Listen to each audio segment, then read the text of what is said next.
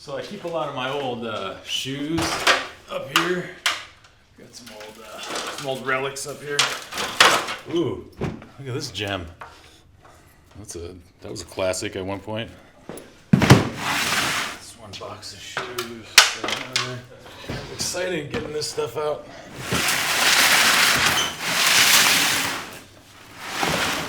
Well, there's a lot of shoes here from back in the early 2000s, and then all the Globe shoes I've designed over the years. So I haven't looked at this stuff in a long time, but this was like a classic back in the day.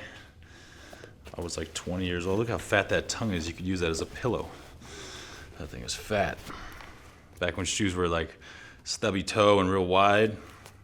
It's kind of making a comeback, this type of shoe. I just always like to have my shoes real loose because I like the look of it. So I probably did put like an extra tongue of a shoe in there, you know. I had a smaller foot, but I had good times with this shoe, man. I don't know. I just remember like nollying onto handrails, and I got buck in this shoe. I don't know. I did a lot of stuff in that shoe. But then this one too, this was my first shoe ever, which people still talk about to this day. Same thing, man, like so padded. What was this called? This was called the MA 402. And I used to be a 10.5. I'm a size 12 now.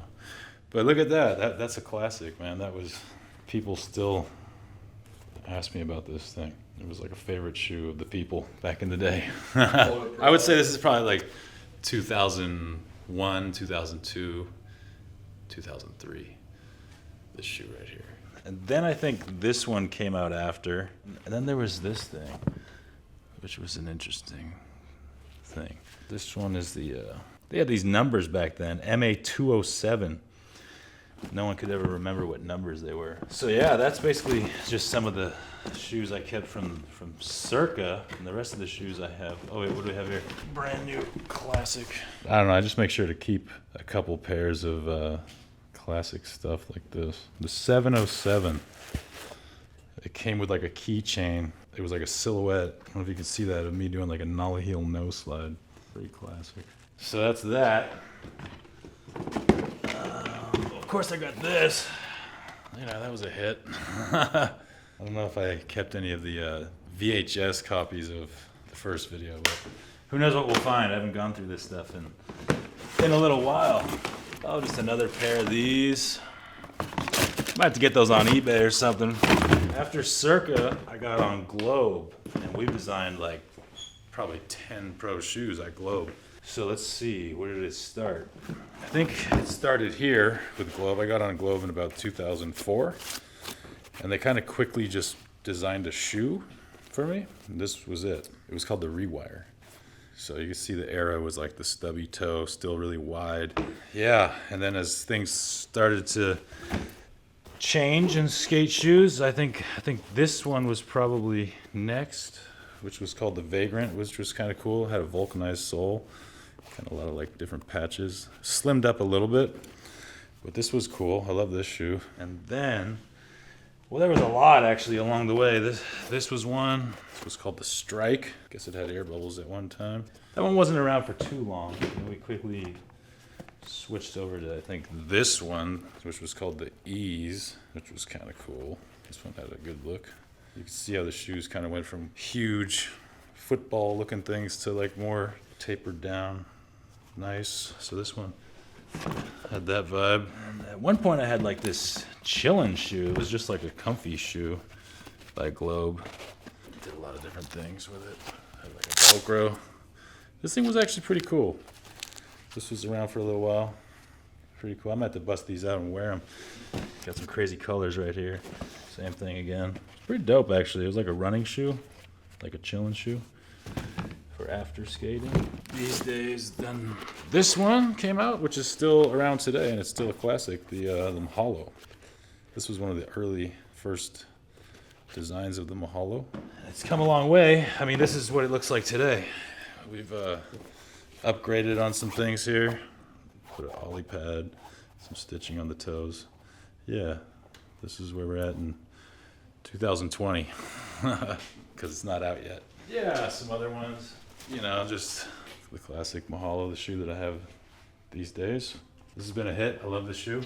yeah, basically that, and you know, I think we covered it for the shoes. Ooh, pretty pimp chillin' shoes there. I think that might be it for the shoes, and then I mean we could go through decks. I got boards for days. That was my first pro model. I think it was 2001.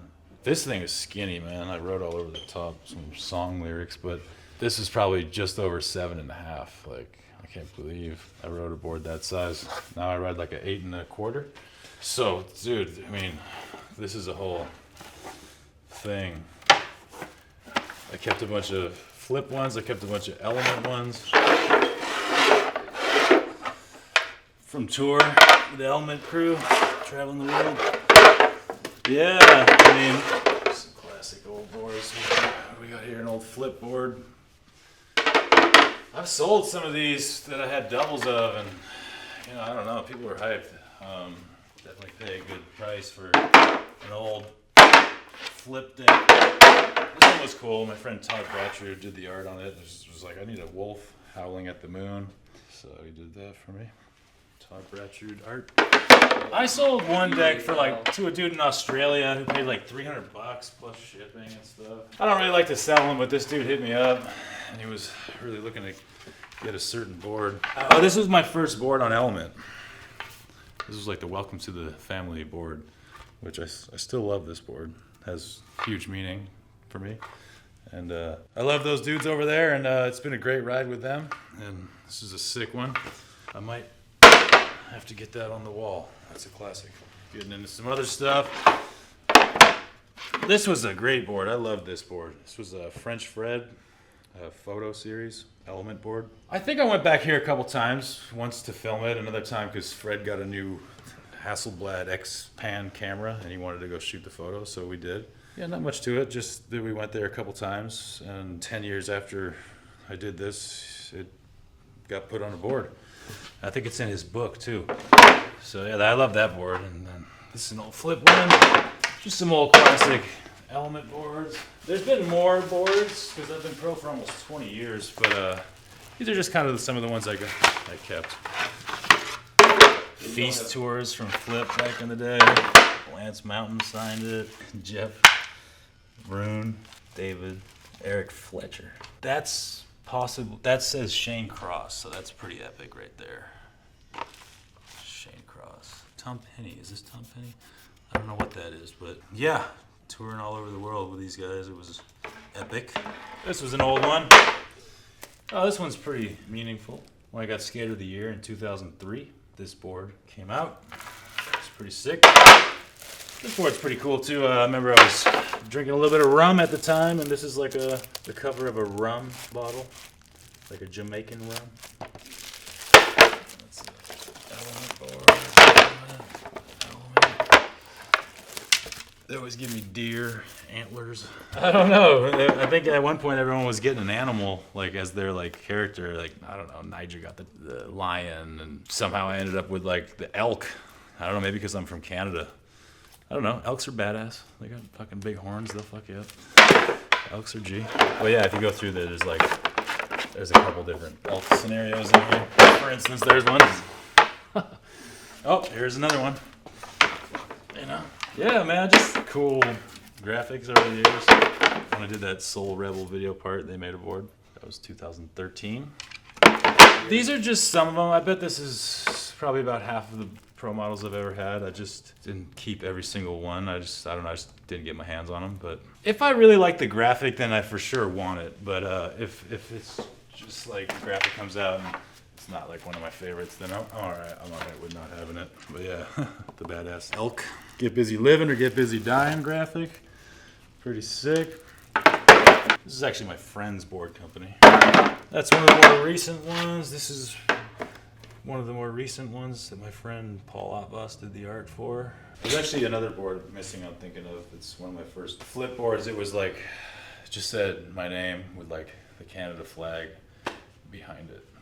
Looks like I don't have that one. Yeah, my mom has like a collection of magazines and boards. And so we can go through, I mean, there's been a lot of stuff over the years. This was a Volcom shirt, Shane Cross.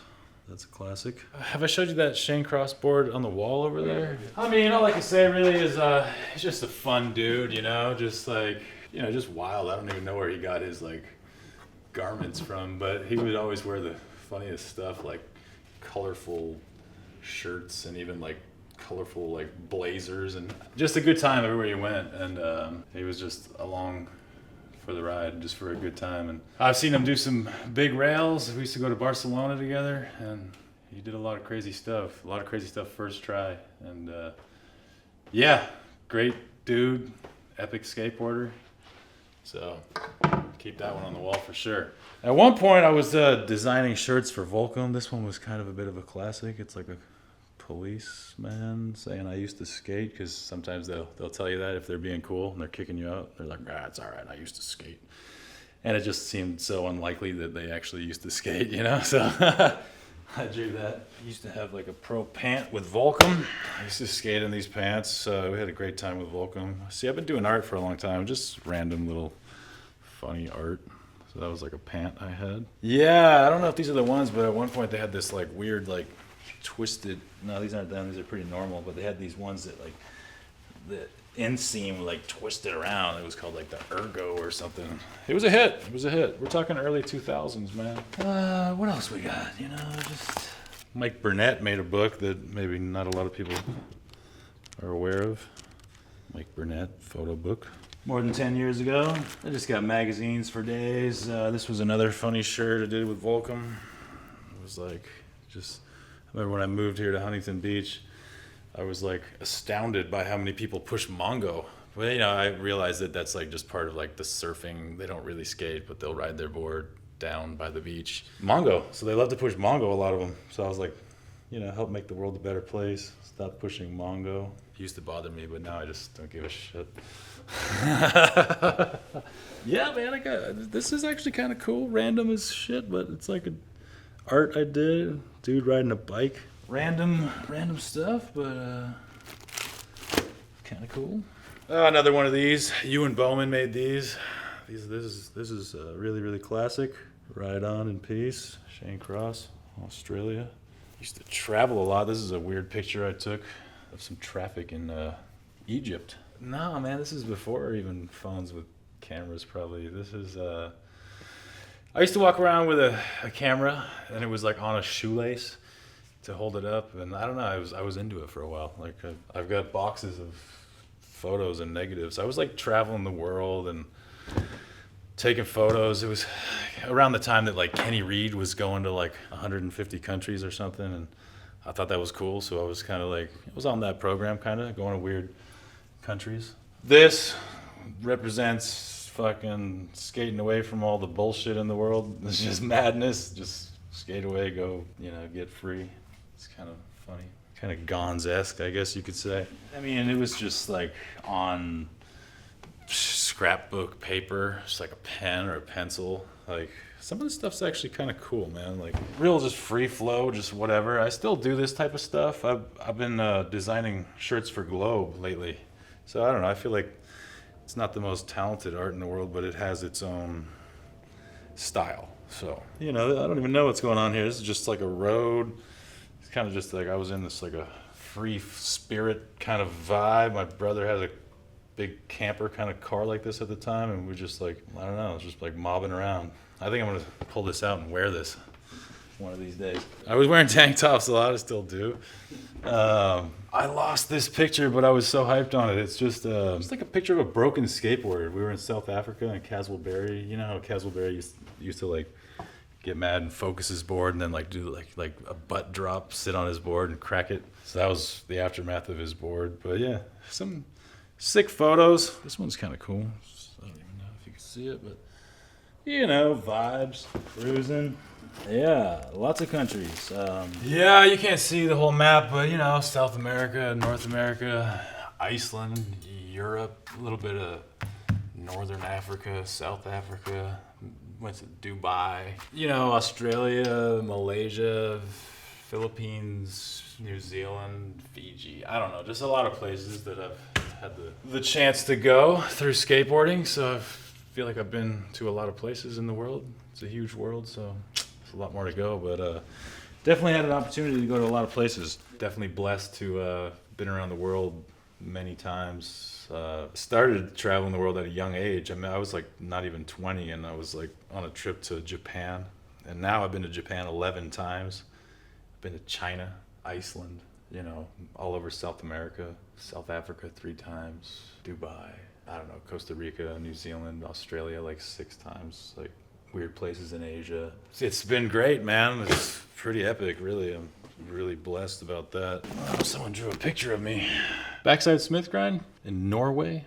I think I went to Japan, and there was a girl there that drew some pictures of me. Actually, I should probably put this on the wall. Some of this stuff's really cool. I'm gonna get it up on the wall. The same year I got Skater of the Year for Thrasher, I got Skater of the Year for Transworld too. So that was that cover. Kept some Transworlds from Japan, some old catalogs, magazines. Who knows? I don't have time to go through every one of these magazines, but definitely doing big things back then.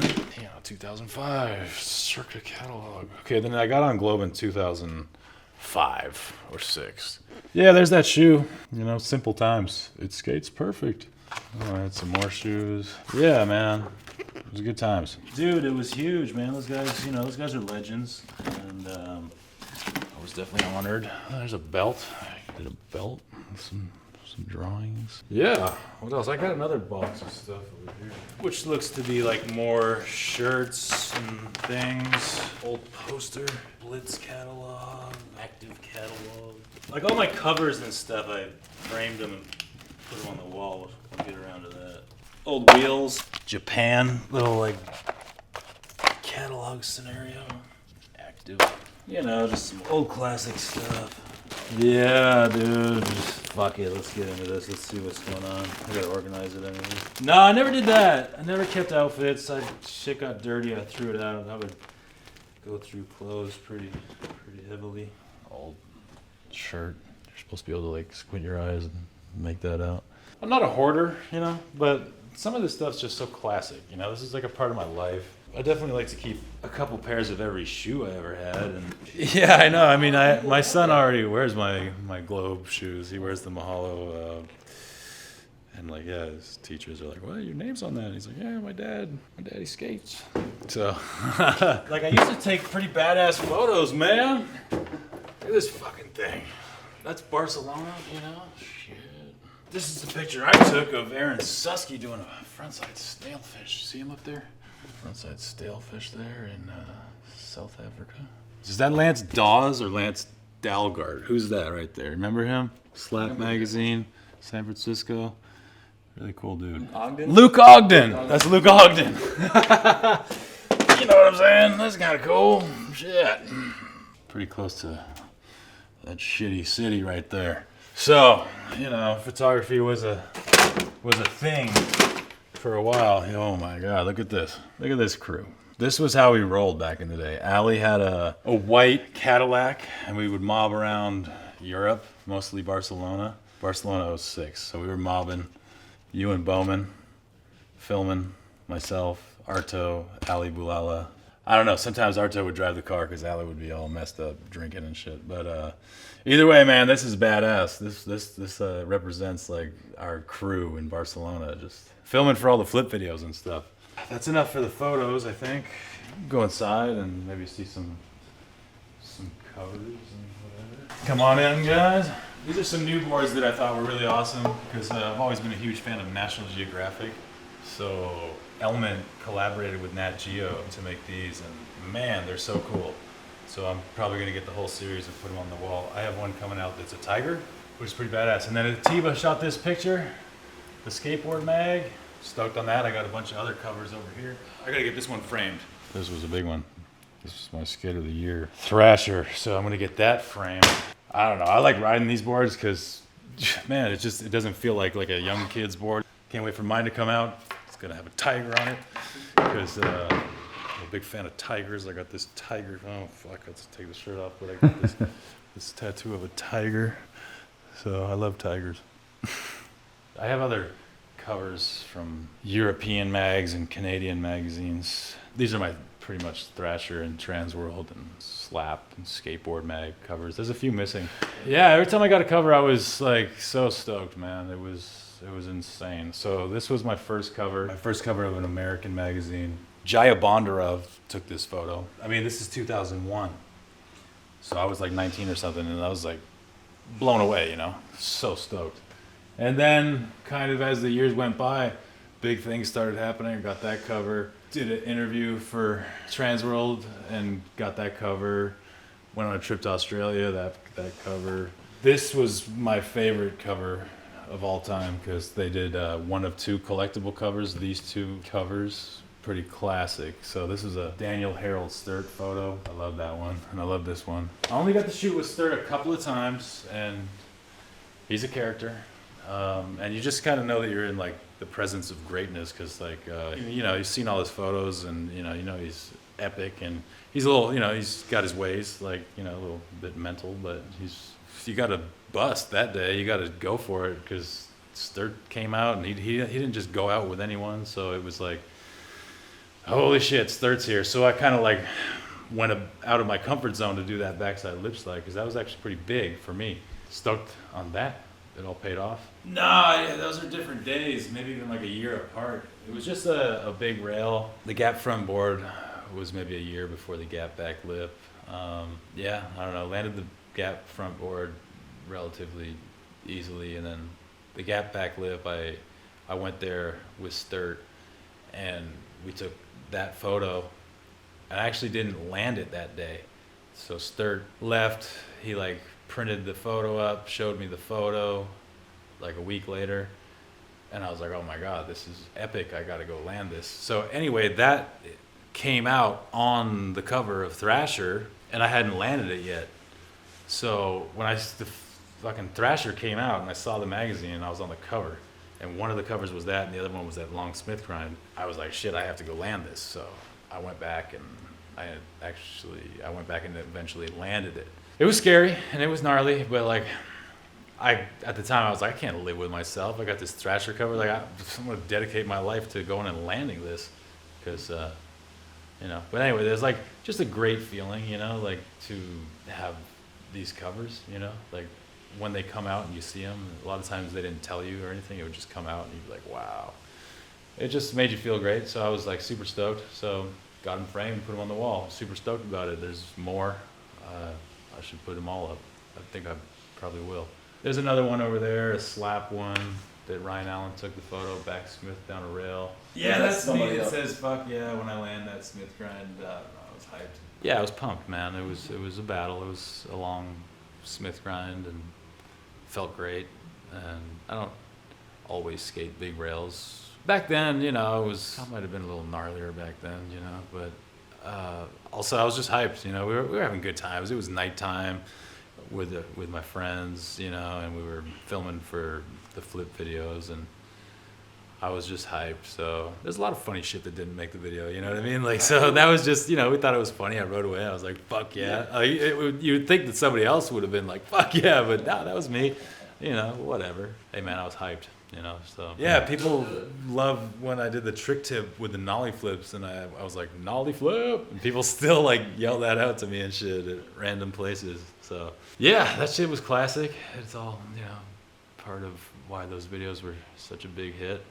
So those are those covers, and I don't know what else. Let's see. Oh man, shit. Yeah, let's check this. So, you know, there was a lot happening back then, early 2000s. I was up on that stage a couple times for Transworld.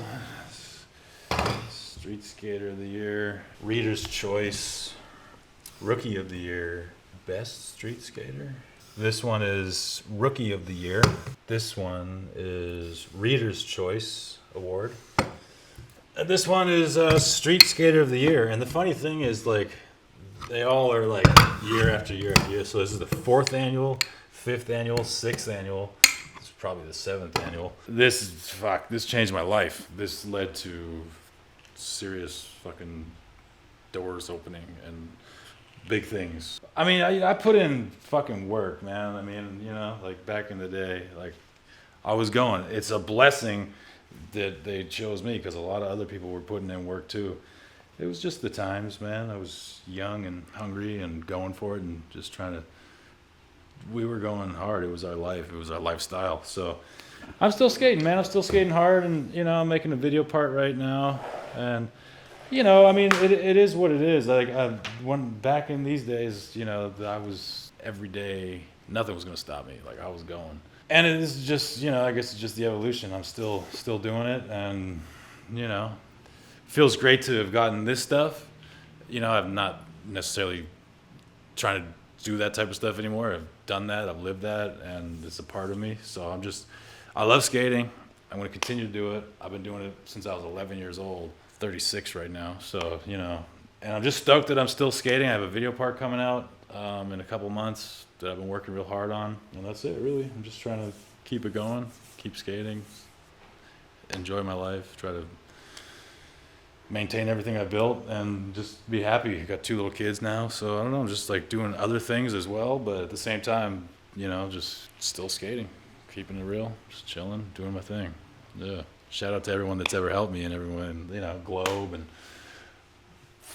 everybody that's helped me all along the way, man. It's been I've never had a job in my life besides skateboarding, so I'm super blessed to have really lived a life of skateboarding. Super thankful for that.